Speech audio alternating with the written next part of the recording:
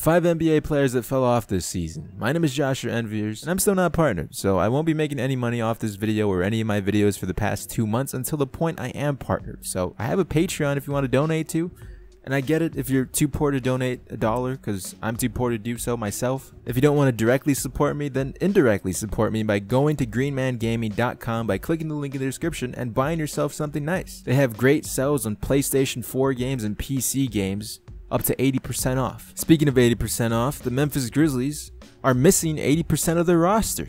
And by 80% of their roster, I mean they're missing Mike Conley. And unfortunately are stuck with Marc Gasol, who's in his jersey number year and is not playing like an all-star that he once was last season. He allegedly got his head coach fired at the beginning of the season because he wasn't playing in the fourth quarter, and he doesn't seem to be liking the direction the Memphis Grizzlies are going in. But luckily for Marc Gasol, he's a center. And this year, in the upcoming NBA draft, there's a lot of bigs that can easily replace him for the future of the Memphis Grizzlies if they get the #1 overall pick. And right now, it's looking like they're going to get the #1 overall pick. The Grizzlies are looking to go in the direction, moving past Mike Conley and Marc Gasol. If it's not this year, it's next year. If it's not next year, it's definitely going to be the following year. At the age of 33, I think we're witnessing his decline. I have a few guys on this list that you can say they didn't fall off. They're just getting old and they're not, you know, as athletic as they used to be. You might say Marc Gasol is one of them because he's on a terrible team and he's not really doing anything with that terrible team stat-wise. Last year, he averaged 19 points per game, 4 assists and 6 rebounds, and this year, points dropped, everything dropped except for his rebounds that went up by 2. Let's talk about another big, and that big is Brook Lopez of the Los Angeles Lakers. There's been rumors of a buyout from Brook, and for good reason, because when he came over from the Brooklyn Nets, he was traded for a young guy in D'Angelo Russell and a terrible contract. And he was having a career season with the Nets. Mind you, they're the Nets, and somebody has to score. Somebody has to be the star player, right? He was shooting threes, evolving into a modern-day big, and then all of a sudden, now with the Lakers, he's fallen off the face of the earth. There's a lot of variables that could go into this. He was just a decent guy on a bad team. And now once he's traded and put on another bad team, he's not really the guy because that other bad team has like young talent and they're trying to push the young talent, so he may not be getting as many minutes as he once was. Or the LA life has got to Brook Lopez. He's Hollywood now and it's affected his game because last year he was averaging 20 points per game, shooting a career high 3-point percentage, 5 rebounds, 2 assists, and almost 2 blocks per game. Now this season, man, oh my goodness. 11 points per game, 3 rebounds. How tall is this man? He's like 7 foot, right?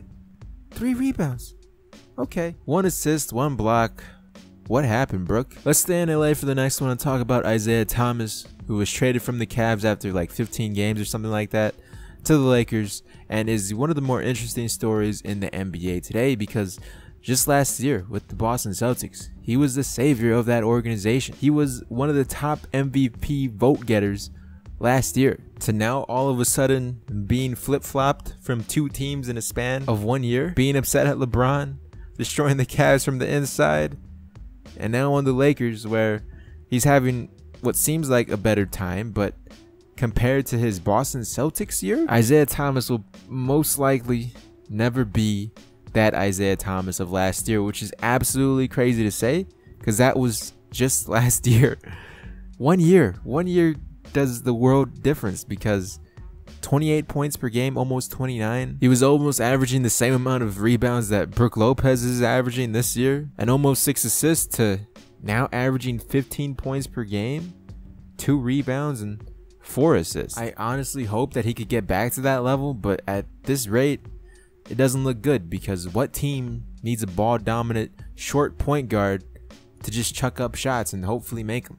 The Orlando Magic. That's who. And the Orlando Magic, they're probably going to get somebody in the draft. So who knows what team Isaiah Thomas is going to be signing with this offseason. Moving on, let's talk about Jahlil Okafor. Remember Free Ja? That was a thing that was going on for a little bit. Free Ja from Philly.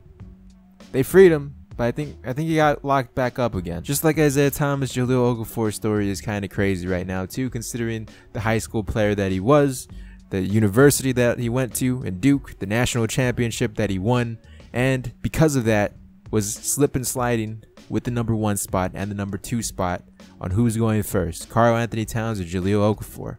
He eventually landed up in Philly and had a pretty solid rookie season. Unfortunately, the Sixers were stacked with bigs at the time in Nerlens Noel and Joel Embiid, and once they got healthy and started playing, Jahlil Okafor got the back burner and was put on the bench. There's a lot of people that say Jahlil Okafor's game just doesn't fit the modern NBA game anymore, and maybe he's still young, he still has a future, and I'm not entirely sure if that future is with the Brooklyn Nets. I feel like he needs to go to an organization that will get the most out of him, and I honestly don't think it's the Nets, but we'll have to wait and see what happens with his career, and hopefully he's not a flop. Last year, he was averaging 11 points per game, 4 rebounds and 1 assist, 1 block. This year, he's averaging 6 points per game, 3 rebounds. That's it. Hopefully he gets back to rookie Jahlil. Last but not least, Tony Parker of the San Antonio Spurs, and this one kind of pains me to put on here because this is the end of an era for the San Antonio Spurs. Some of you may say, oh, they didn't fall off, they're just old, and now they're going through a new phase in their life, and you know they're fitting with the team and yada yada yada. But I just needed a 5th player. I couldn't think of anything off top, so Tony Parker, he's the fall guy, just like Coach Fizdale was. Hopefully DeJounte Murray is that next future point guard for the Spurs, but it's sad. It's sad to see Tony Parker come off the bench. He's not a bench player. As long as him and Pop, you know, understand that it's time to get younger, and they're doing great this season without Kawhi Leonard being there. Last year he averaged 10 points per game, 4 assists. This year, 8 points per game, 2 rebounds, 3 assists.